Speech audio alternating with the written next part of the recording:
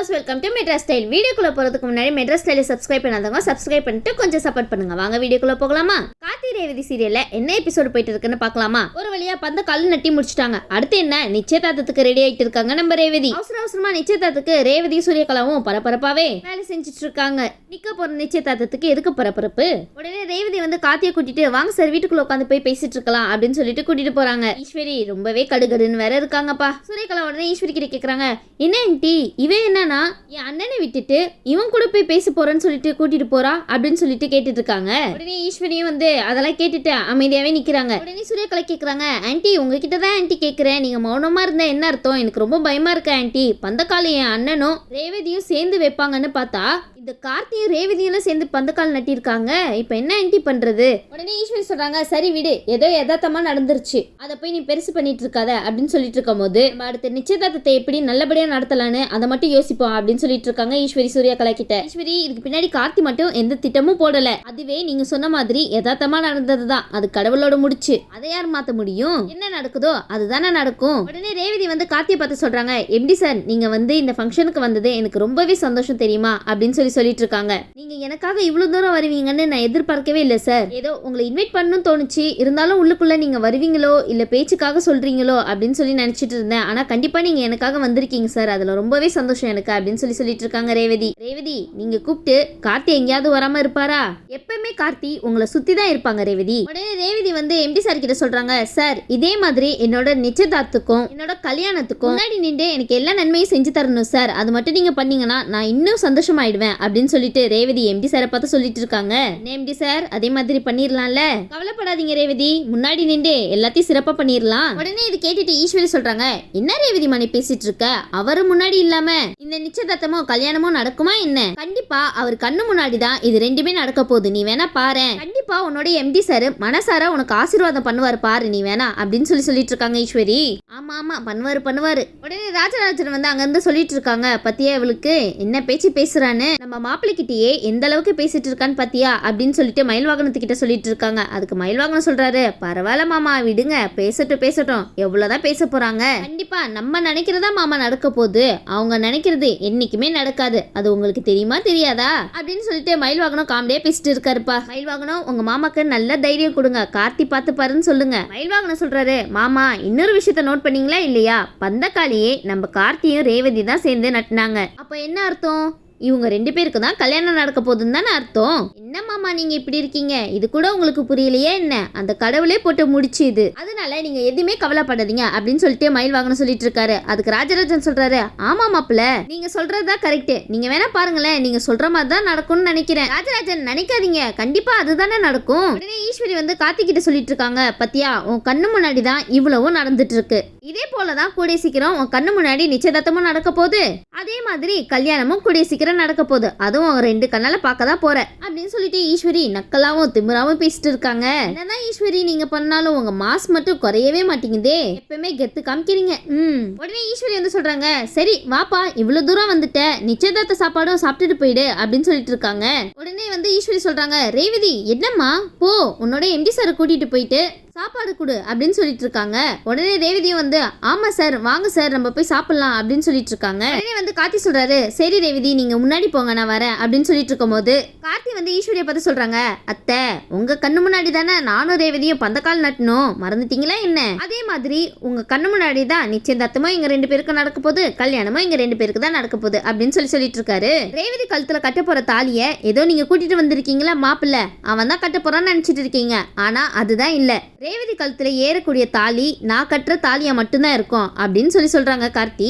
ஈஸ்வரி தில் இருந்தா இதுக்கு பதில் சொல்லுங்களேன் பாப்போம், அத நீங்க நல்லா கண் குளிர பாருங்க அத்தை அப்படின்னு சொல்லிட்டு கார்த்தி சூப்பரா பேசிட்டு போறாரு. கார்த்தி பேசுறதுல உங்களை அடிச்சுக்கவே முடியாது போங்க, மாஸ் காட்டுறீங்க. உடனே ஈஸ்வரி கோவப்பட்டு, இவன் சும்மாவே இருக்க மாட்டான்ல, ஏதாவது என்ன வெறுப்பித்திட்டே இருக்கான், எவ்வளவு தைரியம் இருந்தா இப்படி சொல்லிட்டு போவான் என்கிட்டயே அப்படின்னு சொல்லிட்டு இருக்காங்க ஈஸ்வரி. இவன் பேசுற பேச்சு ஒவ்வொன்றும் எரிச்சலாவே இருக்கு எப்பவுமே அப்படின்னு சொல்லிட்டு இருக்காங்க ஈஸ்வரி. இவனோட பேச்சுக்கு ஒரு நாள் இல்லைன்னா ஒரு நாள் முடிவு கட்டுறேன் பாரு அப்படின்னு சொல்லிட்டு இருக்காங்க ஈஸ்வரி. உடனே சூரியகலா அங்க இருந்து வந்துட்டு இருக்காங்க. பாவம் அவங்களுக்கு தான் அவங்க அண்ணனுக்கு நிச்சயதார்த்தம் நடக்குமா இல்லையான்னு டவுட்டாவே இருக்கு. நீங்க இதுல டவுட்டே படாதீங்க சூரியகலா, கண்டிப்பா நடக்காது. நம்ம கார்த்தி அங்க இருக்கிற வரைக்கும் எதுவுமே நடக்க விட மாட்டாரு. நடக்க விடுறது என்ன, நினைக்க கூட விட மாட்டாரு. உடனே சூரியகலா வந்து ஈஸ்வரி கிட்ட கேக்குறாங்க, ஆன்ட்டி இந்த நிச்சயதார்த்தம் கண்டிப்பா நடக்கும்ல அப்படின்னு சொல்லி கேட்டு இருக்கும்போது ஈஸ்வரி சொல்றாங்க, உனக்கு என் மேல நம்பிக்கையே இல்லையா சூரியகலா அப்படின்னு சொல்லி கேட்டுட்டு இருக்காங்க. உடனே சூரியகலா சொல்றாங்க, அச்சோ ஆன்ட்டி நீங்க என்ன ஆன்ட்டி இப்படி சொல்றீங்க, உங்க மேல நம்பிக்கை இல்லாமலாம் இல்ல ஆன்ட்டி, இருந்தாலும் உள்ளுக்குள்ள ஏதோ பயமா இருக்கு ஆன்ட்டி, இவன் எந்த நேரத்துல என்ன பண்ணுவானே தெரியலையே, அதுதான் ஆன்ட்டி கொஞ்சம் பயமா இருக்கு அப்படின்னு சொல்லிட்டு இருக்காங்க சூரியகலா. உடனே ஈஸ்வரி வந்து, வாயை மூடு நீனு, இன்னும் கல்யாணத்துக்கு 10 நாள் தான் இருக்கு, அதுக்கான வேலையை மட்டும் நம்ம பாக்குறதுல கவனம் செலுத்துவோம், இப்போ நீ போ அப்படின்னு சொல்லிட்டு இருக்கும்போது சூரியகலா நினைக்கிறாங்க, இந்த ஈஸ்வரி ஆன்ட்டி வேற ஒரு பக்கம் என்னென்னவோ சொல்லிட்டு இருக்காங்க, ஆனா இவன் கல்யாணம் நடக்காம இன்னும் என்னென்ன பண்ண காத்துட்டு இருக்கானோ தெரியலையே அப்படின்னு சொல்லிட்டு சூரியகலா யோசிச்சுட்டு இருக்காங்க. உடனே சூரியகலா அண்ணன் மருது வராருப்பா, வாங்க சார் வாங்க, இவ்வளவு நேரம் எங்க போனீங்க, ஆளையே காணா. உடனே மருது வந்து சூரியகலா கிட்ட கேட்டு இருக்காங்க, ஈஸ்வரி ஆன்ட்டி என்ன சொல்லிட்டு போறாங்க உங்ககிட்ட அப்படின்னு சொல்லி கேட்கும்போது உடனே சூரியகலா சொல்றாங்க, இல்ல இந்த கல்யாண பேச்சை பத்தி பேசிட்டு இருக்கும் போது அவங்க இது பண்ணணும் அது பண்ணணும் சில விஷயம் சொல்லிட்டு இருந்தாங்க அவ்வளவுதான் அப்படின்னு சொல்லிட்டு இருக்காங்க சூரியகலா. உடனே மருது சொல்றாங்க, சரி அதெல்லாம் விடு, இந்த கார்த்தி பையன் இங்க என்ன பண்ணிட்டு இருக்கான், அவன் என்னோட கல்யாணத்தை நடத்த விட மாட்டான் போலயே அப்படின்னு சொல்லி கேட்டு இருக்காங்க மருது. உடனே சூரியகலா வந்து மருது கிட்ட சொல்றாங்க, ஆமா எனக்கும் அந்த மாதிரி தான் தோணிட்டு இருக்கு, ஆனா வந்து ஈஸ்வரி ஆன்ட்டி ரொம்பவே நம்பிக்கை வச்சிருக்காங்க, அந்த மாதிரி எல்லாம் எதுவுமே நடக்காது அப்படின்னு சொல்லிட்டு ஈஸ்வரி ஆன்ட்டி ரொம்பவே நம்பிக்கையோட இருக்காங்க, சரி பொறுத்து இருந்து பார்க்கலாம் என்ன பண்றாங்கன்னு அப்படின்னு சொல்லிட்டு இருக்காங்க சூரியகலா மருது கிட்ட. ரேவதியோட ஃப்ரெண்டு அவங்களுக்கு ஏதோ பிரச்சனைன்னு ரேவதியை ஒரு இடத்துக்கு கூட்டிட்டு போய் பேசிட்டு இருக்காங்க. உடனே ரேவதியும் அவங்க ஃப்ரெண்டு பேசிட்டு இருக்காங்க. ரேவதி வந்து அவங்க ஃப்ரெண்டு கிட்ட பேசிட்டு இருக்கும் போது அவங்க ஃப்ரெண்டு வந்து ஏதோ பிரச்சனையை பத்தி சொல்லிட்டு இருக்காங்க. அதுக்கு வந்து ரேவதி சொல்றாங்க, நீங்க ஒன்னும் கவலைப்படாதீங்க, இந்த விஷயத்த மட்டும் கார்த்தி கிட்ட சொன்னா அவரே எல்லாத்தையும் சுலபமா முடிச்சு வச்சிருவாரு. உடனே அவங்க ஃப்ரெண்டு கேக்குறாங்க, என்னது கார்த்தியா அப்படின்னு சொல்லி கேட்கும்போது ரேவதி சொல்றாங்க, ஆமா நான் கல்யாணம் பண்ணிக்க போறவரு அப்படின்னு சொல்லிட்டு இருக்காங்க. உடனே வந்து சரி இரு நான் வந்து அவங்கள வந்து உனக்கு இன்வைட் பண்றேன் அப்படின்னு சொல்லிட்டு கார்த்திக்கு கால் பண்றாங்க. அப்போன்னு பார்த்து நிஜமாவே கார்த்தி தான் போன் அட்டென்ட் பண்றாங்க. உடனே வந்து ரேவதி வந்து சொல்றாங்க, இந்த மாதிரி என்னோட ஃப்ரெண்டுக்கு வந்து ஏதோ பிரச்சனை, அது நீங்க தான் வந்து உடனே முடிச்சு கொடுக்கணும் அப்படின்னு சொல்லிட்டு இருக்கும்போது உடனே வந்து கார்த்தி கேக்குறாங்க, சரி அவங்க இப்ப எங்க இருக்காங்க அப்படின்னு சொல்லி கேட்டுட்டு இருக்கும்போது உடனே ரேவதி வந்து அவங்கள பத்தி சொல்லிட்டு இருக்கும்போது சரி நாங்க 2 பேரும் அங்க வந்துடுறோம் அப்படின்னு சொல்லிட்டு உடனே வந்து ரேவதி வந்து அவங்க ஃப்ரெண்டு கிட்ட சொல்லிட்டு இருக்காங்க, சரி நீ வந்து கவலைப்பட்டுட்டு இருக்காத, உன்னோட பிரச்சனையை முடிக்கிறதுக்கு கார்த்தி வந்துட்டு இருக்காரு அப்படின்னு பார்க்கும்போது ரேவதிக்கு ரொம்ப இம்பார்ட்டன்டா ஒரு கால் வருது. உடனே ரேவதி அங்க இருந்து கிளம்பி போயிடுறாங்க. உடனே வந்து ரேவதி வந்து அவங்க ஃப்ரெண்டு கிட்ட சொல்றாங்க, எனக்கு முக்கியமான ஒரு வேலை வந்துருச்சு, நீ வந்து கவலைப்படாத, இந்த இடத்துக்கு கார்த்தி வந்துருவாங்க, கார்த்தி வந்துட்டு உன்னோட பிரச்சனை எல்லாத்தையும் முடிச்சிருவாரு அப்படின்னு சொல்லிட்டு இருக்காங்க ரேவதி. ரேவதி வந்து சரி நான் இப்ப கிளம்புறேன் நீ பாத்துக்கோ அப்படின்னு சொல்லிட்டு அந்த இடத்துல இருந்து கிளம்பிடுறாங்க. ரேவதி வந்து வீட்டுக்கு போயிடுறாங்க. ரேவதி வந்து வீட்டுக்கு போய் பார்க்கும்போது மருது அங்க இருக்காரு. அதாங்க மருது என்ற கார்த்தி. உடனே ரேவதி வந்து நினைக்கிறாங்க, என்னடா இது இவர் இங்கே இருக்காரு, நம்ம இவருக்கு வந்து கால் பண்ணிட்டு இந்த மாதிரி என்னோட ஃப்ரெண்டுக்கு பிரச்சனை அங்க போங்க அப்படின்னு தானே நம்ம சொன்னோம், இவர் என்னன்னா இங்க இருக்காரு அப்படின்னு சொல்லிட்டு நினைச்சிட்டு இருக்காங்க ரேவதி. அப்படின்னு சொல்லிட்டு மருதும் ரேவதி பேசிட்டு இருக்காங்க. அப்போன்னு பார்த்து ரேவதிக்கு அவங்க ஃப்ரெண்டு கால் பண்றாங்க. உடனே அவங்க ஃப்ரெண்டு சொல்றாங்க, ரேவதி நீ சொன்ன மாதிரியே கார்த்தி இங்க வந்தாரு, வந்து என்னோட பிரச்சனை எல்லாத்தையுமே வந்து தீர்த்துட்டாருமா அப்படின்னு சொல்லிட்டு இருக்காங்க. ரேவதிக்கு ஒரே குழப்பமா இருக்கு. உடனே ரேவதி வந்து அவங்க ஃப்ரெண்டு கிட்ட கேக்குறாங்க, என்னடி சொல்ற கார்த்தி அங்க வந்துட்டாரா அப்படின்னு சொல்லி கேட்கும்போது உடனே ரேவதியோட ஃப்ரெண்டு கேக்குறாங்க, ஆமாண்டி ஏண்டி இப்படி கேக்குற அப்படின்னு சொல்லி கேட்கும்போது இல்ல ஒன்னு இல்ல அப்படின்னு சொல்லிட்டு இருக்காங்க ரேவதி. உடனே ரேவதிக்கு வந்து ரொம்ப சந்தேகம் வர ஆரம்பிச்சிருச்சு. உடனே ரேவதி வந்து வீட்டை விட்டு வெளியே வந்துட்டு ஓரமா நின்றுட்டு கார்த்திக்கு ஃபோன் பண்றாங்க. அப்போ வீட்டுல இருக்கிற மருது வந்து கால் எடுத்து பேசுறாரா அப்படின்ட்டு ரேவதி பார்த்துட்டு இருக்காங்க. ஆனா மருது பேசாம உண்மையான கார்த்தியே வந்து ரேவதி கிட்ட பேசுறாரு. கார்த்தி கேட்குறாங்க, சொல்லுங்க ரேவதி அப்படின்னு சொல்லி கேட்டுட்டு இருக்கும்போது ரேவதி சொல்றாங்க, நீங்க வந்து என்னோட ஃப்ரெண்டுக்கு ரொம்ப ஹெல்ப் பண்ணிருக்கீங்க, அதுக்கு தேங்க்ஸ் பண்ணலான்னு தான் உங்களுக்கு கால் பண்ணேன் அப்படின்னு சொல்லிட்டு பேசிட்டு இருக்காங்க. அப்படின்னு சொல்லிட்டு ரேவதியும் வந்து சமாளிக்கிறாங்க. உடனே கார்த்தி வந்து அப்படியா சரி அப்படின்னு சொல்லிட்டு போனை வச்சிடுறாங்க. உடனே ரேவதிக்கு இன்னும் அதிகமா சந்தேகம் ஆரம்பிச்சிருது. இவங்க சும்மாவே சந்தேகப்பட்டு கேள்விக்கு மேல கேள்வி கேட்பாங்க, இப்ப என்ன பண்ண போறாங்களோ தெரியலையே. அப்ப ரேவதி நினைக்கிறாங்க, அப்ப நம்ம வீட்டுல இருக்கிறது கார்த்தி இல்ல வேற யாரோ தான், ஆனா அம்மா என்கிட்ட ஏதோ சொல்லி ஏமாத்திட்டு இருக்காங்க. அடுத்தடுத்து உடனே ஈஸ்வரி மேலையும் மருது மேலையும் சூரியகலா மேலையும் ரேவதி சந்தேகப்பட ஸ்டார்ட் பண்ணிடுறாங்க. ரேவதி வந்து ரொம்ப குழப்பமாவே நிக்கிறாங்க. உடனே அங்க இருந்து ஈஸ்வரி வராங்க. ஈஸ்வரி அங்க வந்துட்டு ரேவதி கிட்ட கேக்குறாங்க, என்னச்சுமா ரேவதி அப்படின்னு சொல்லி கேட்கும்போது உடனே ரேவதி அந்த இடத்துல நினைக்கிறாங்க, இப்போதைக்கு நம்ம வந்து அமைதியா இருப்போம், அம்மா கிட்ட எதுவுமே கேட்க வேணாம், கேட்டாலும் உண்மை சொல்ல மாட்டாங்க, இப்போதைக்கு நம்ம அமைதியா இருக்கிறது தான் நல்லது அப்படின்னு சொல்லிட்டு ரேவதி யோசிச்சுட்டு இருக்காங்க. ரேவதி வந்து உடனே ஈஸ்வரி கிட்ட சொல்றாங்க, இல்லம்மா நான் சும்மா தான் இங்க நின்றுட்டு இருக்கேன். உடனே ஈஸ்வரி சொல்றாங்க, சரி ரேவதி நீ இன்னும் சாப்பிடல, உன்னை சாப்பிடவான்னு கூப்பிட தான் நான் இங்க வந்தேன் அப்படின்னு சொல்லிட்டு இருக்காங்க. உடனே வந்து ரேவதி சொல்றாங்க சரிம்மா நீங்க போங்க நான் சாப்பிட வரேன் அப்படின்னு சொல்லும்போது ஈஸ்வரி சொல்றாங்க இங்க பாருமா ரேவதி, இந்த கல்யாணத்தை உனக்கு பண்ணி வைக்கிறதுக்கு நான் எவ்வளவு முயற்சி பண்றேன் தெரியுமா? எதுக்குன்னா நீ ரொம்ப சந்தோஷமா இருக்கணும், அதனாலதான் நான் இவ்வளவு ஏற்பாடும் உனக்காக பண்ணிட்டு இருக்கேன், அதை மட்டும் நீ புரிஞ்சுக்கோமா. ஆனா அவங்க வீட்டுல உள்ளவங்க யாராவது உன்கிட்ட ஏதாவது சொன்னா நீ மட்டும் அதை தயவு செஞ்சு நம்பிராத அப்படின்னு சொல்லிட்டு ஈஸ்வரி சொல்லிட்டு இருக்காங்க. உடனே ரேவதி கேக்குறாங்க என்கிட்ட வந்து யாரும் என்னமா சொல்ல போறா அப்படின்னு சொல்லி கேட்டுட்டு இருக்கும்போது என்கிட்ட அந்த மாதிரி யாரும் வந்து எதுவும் சொல்லலையேமா அப்படின்னு சொல்லி சொல்லும்போது ஈஸ்வரி நினைக்கிறாங்க ஐயோ நம்ம தான் அவசரப்பட்டு ஏதோ சொல்லி வாயை கொடுத்துட்டோமோ அப்படின்னு நினைச்சிட்டு இருக்காங்க. உடனே ஈஸ்வரி வந்து ரேவதி கிட்ட சொல்றாங்க இங்க பாருமா ரேவதி, நான் எப்பவுமே உனக்காக நல்லது மட்டும் தான் பண்ணுவேன் சரியா, அதை மட்டும் நீ நல்ல தெளிவா புரிஞ்சுக்கோ அப்படின்னு சொல்லிட்டு இருக்காங்க. உடனே ரேவதி வந்து சொல்றாங்க ஆமாமா நீங்க எனக்கு நல்லது மட்டும் தான் பண்ணுவீங்க அப்படின்னு சொல்லிட்டு அவங்களும் ஈஸ்வரிக்கு ஏத்த மாதிரி பேசிடுறாங்க. உடனே வந்து ஈஸ்வரி வந்து ரேவதியை பார்த்து சிரிச்சிட்டு போறாங்க.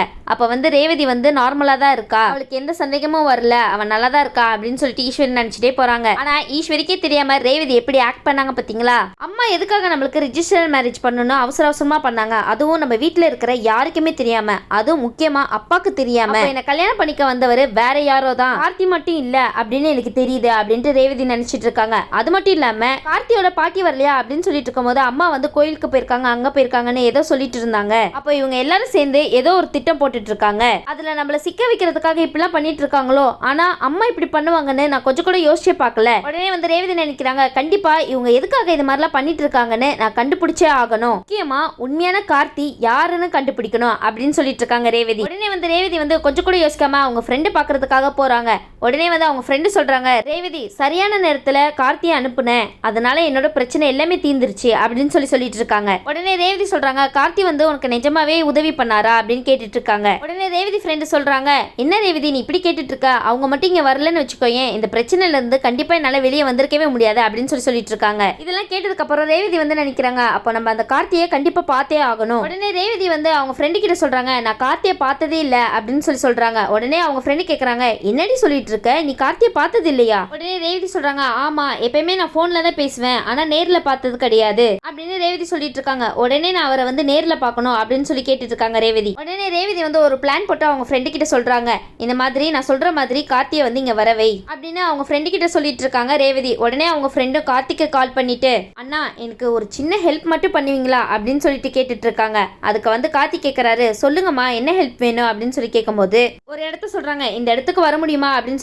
சொல்லும்போது சரிம்மா நான் வரேன் அப்படின்னு சொல்லிடுறாங்க கார்த்தி. அப்போ ரேவதி வந்து அந்த இடத்துல ஒளிஞ்சு நின்று பார்த்துட்டு இருக்காங்க. அப்போ அங்க ஒளிஞ்சிருந்து பார்க்கும்போது ரேவதி ரொம்ப அதிர்ச்சியாகி பாக்குறாங்க. அந்த கார்த்தி வந்து வேற யாரும் கிடையாது ரேவதியோட எம்டி சார் தான். உடனே வந்து ரேவதி நினைக்கிறாங்க என்னது நம்ம எம்டி சார் தான் கார்த்தியா? உடனே ரேவதியோட ஃப்ரெண்டு கார்த்தி கிட்ட பேசி முடிச்சதுக்கு அப்புறம் கார்த்தி அங்க வந்து கிளம்பி போயிடுறாரு. உடனே ரேவதியோட ஃப்ரெண்டு வந்து ரேவதி கிட்ட கேக்குறாங்க பாத்தியாடி நீ கார்த்தியா அப்படின்னு சொல்லி கேட்கும்போது ரேவதி சொல்றாங்க பாத்தேன்டி ஆனா எனக்கு என்ன பண்றதுன்னு தெரியலடி அப்படின்னு சொல்லும்போது அதுக்கு ரேவதி ஃப்ரெண்டு சொல்றாங்க என்ன சரி ஏன்டி இப்படி சொல்லிட்டு இருக்க அப்படின்னு சொல்லி கேட்கும்போது இவரோட ஆபீஸ்ல தாண்டி நான் வேலை பார்க்கறேன், இவர் தாண்டி என்னோட எம்டி. உடனே அவங்க ஃப்ரெண்டு வந்து ஷாக்கிங்கா சொல்றாங்க என்னடி சொல்ற, இவர் தான் உன்னோட ஆபீஸோட எம்டின்னு சொல்ற, ஆனா இவரையும் நீ பார்த்தது இல்ல அப்படின்றியே எனக்கு ஒண்ணுமே புரியலையே அப்படின்னு சொல்லிட்டு இருக்காங்க. என்னடி நடக்குது எனக்கு ஒண்ணுமே புரியல அப்படின்னு சொல்லிட்டு இருக்கும்போது அதுக்கு ரேவதி சொல்றாங்க எனக்கே ஒண்ணுமே புரியலடி அப்படின்னு சொல்லிட்டு குழப்பத்திலேயே இருக்காங்க. இவர் தான் உண்மையான கார்த்தியா? அப்ப நான் வீட்டுல இருக்கிறவர் தான் கார்த்தி நினைச்சிட்டு இருக்கேனே, இவர் தான் உண்மையான கார்த்தினா அப்ப வீட்டுல இருக்கிறவர் யாரு? யாரா இருக்கும் ரேவதி சீக்கிரம் கண்டுபிடிங்க,